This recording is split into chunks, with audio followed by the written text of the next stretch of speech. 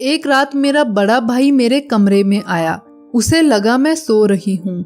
कुछ देर तक मुझे और मेरी छोटी बहन को ऊपर से लेकर नीचे तक बहुत ही अजीब नजरों से देखने के बाद वो वापस चला गया। फिर थोड़ी देर बाद मेरी छोटी बहन ने मुझे हल्का सा हिलाया और जब उसे लगा कि मैं सो रही हूँ तो वो भी चुपचाप बिना कोई शोर किए बेड से उठी और कमरे से बाहर चली गई।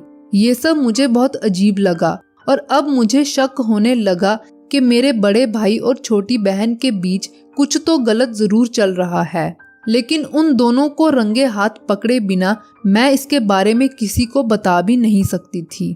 मैंने पहले भी कई बार देखा था कि मेरे बड़े भाई की नज़र हर वक्त मेरे ऊपर बनी रहती थी। यहाँ तक कि अगर मैं वॉशरूम में भी जाती तो उसका ध्यान मेरे ऊपर ही होता। मम्मी पापा की एक एक्सीडेंट में 2 साल पहले मौत हो गई थी। तब से मेरा बड़ा भाई जो उम्र में मुझसे 10 साल बड़ा था वही मेरी और मेरी छोटी बहन नीतू की देखभाल कर रहा था।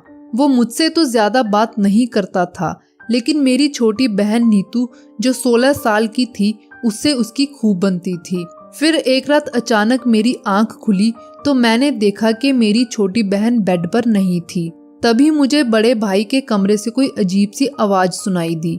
मैं चुपचाप बेड से उठी और दबे पांव अपने कमरे से बाहर निकल आई।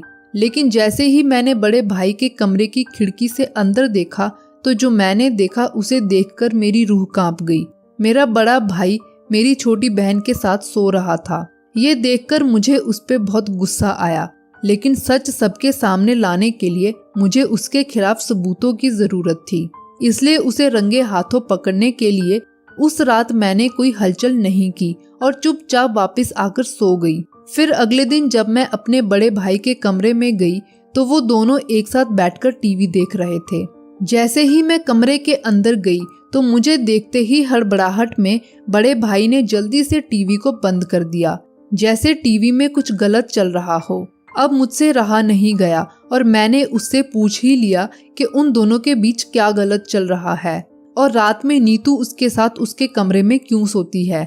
मेरी बातें सुनकर बड़ा भाई बहुत हैरान हुआ और उसने कहा, जैसा तुम समझ रही हो वैसा कुछ भी नहीं है। तब उसने मेरे सामने टीवी चलाया तो जो मैंने उसमें देखा उसे देखकर मेरे पैरों तले से जमीन निकल गई। मैंने देखा कि मैं अपने कमरे में पागलों की तरह सामान उठाकर अपनी छोटी बहन की तरफ फेंक रही हूँ। फिर मेरी छोटी बहन कमरे से बाहर भाग गई और बड़े भाई ने जल्दी से आकर मेरे कमरे का दरवाजा बाहर से बंद कर दिया। तब उसने बताया मुझे हिस्टीरिया नाम की एक गंभीर बीमारी है जिसमें कई बार मैं रात के वक्त अपने होश खो बैठती हूँ। इसलिए इस डर से कि कहीं मैं नीतू को चोट न पहुँचा दूँ वो उसे अपने कमरे में सुला लेते हैं और इस बीमारी की वजह से ही वो हर वक्त मेरे ऊपर नजर रखते हैं। हिस्टीरिया एक ऐसी बीमारी है जो ज्यादातर औरतों में पाई जाती है, जिसमें इंसान रात के वक्त हमेशा होश खोकर कुछ भी गलत कर देता है और अगले दिन उसे कुछ याद भी नहीं रहता। सच जानने के बाद मैं बहुत शर्मिंदा हुई और अपनी गलती के लिए बड़े भाई से माफी मांगी। इसलिए ही कहते हैं कई बार चीजें जैसी दिखती हैं वैसी होती नहीं। इसलिए जिंदगी में हर फैसला सोच समझ कर लेना चाहिए। ऐसी ही और अच्छी कहानियों के लिए वीडियो को लाइक और चैनल को सब्सक्राइब करना ना भूलें।